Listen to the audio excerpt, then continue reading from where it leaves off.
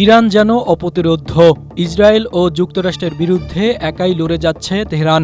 দেশটির কাছে শক্তিশালী বিমানবাহিনী না থাকলেও রয়েছে শত্রুর বুকে কম্পন ধরানো হাজার হাজার ক্ষেপণাস্ত্র ও ড্রোন, যা দিয়ে ইরান শত শত মাইল দূরে থাকা মার্কিন স্থাপনা ও ইসরায়েলে ধ্বংসাত্মক হামলা চালিয়ে যাচ্ছে।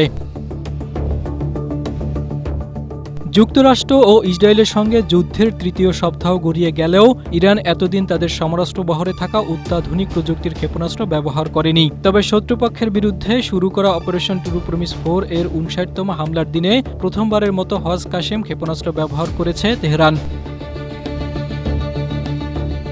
মঙ্গলবার ইরানের বিপ্লবী গার্ড বাহিনী আইআরজিসি এক বিবৃতিতে জানিয়েছে, স্ট্রবেরি সুপার ডটেড ও ক্লাসিক ভ্যারিয়েন্টে সেন্সেশন জাগুক শিহরণ।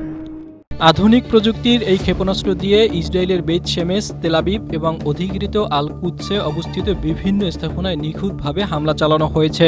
এছাড়া মধ্যপ্রাচ্যে কাতার, কুয়েত, আরব আমিরাত, বাহরাইন ও ইরাকে থাকা মার্কিন যুক্তরাষ্ট্রের সামরিক ঘাঁটি আল উদেইদ, আলী আল সালেম, ফুজেইরা, শেখ ইসা এবং ইরবিলে হামলা চালানো হয়েছে।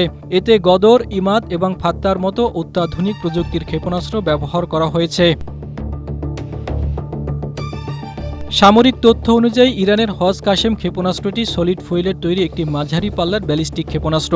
এটি প্রায় 1400 কিলোমিটার দূরের লক্ষ্যবস্তুতে নির্ভুলভাবে আঘাত হানতে পারে এবং এটি ট্রাকে বহনযোগ্য হওয়ায় যে কোনো প্রান্ত থেকে হামলা চালানো যায়। জাহিদুল ইসলাম, এশিয়া পোস্ট।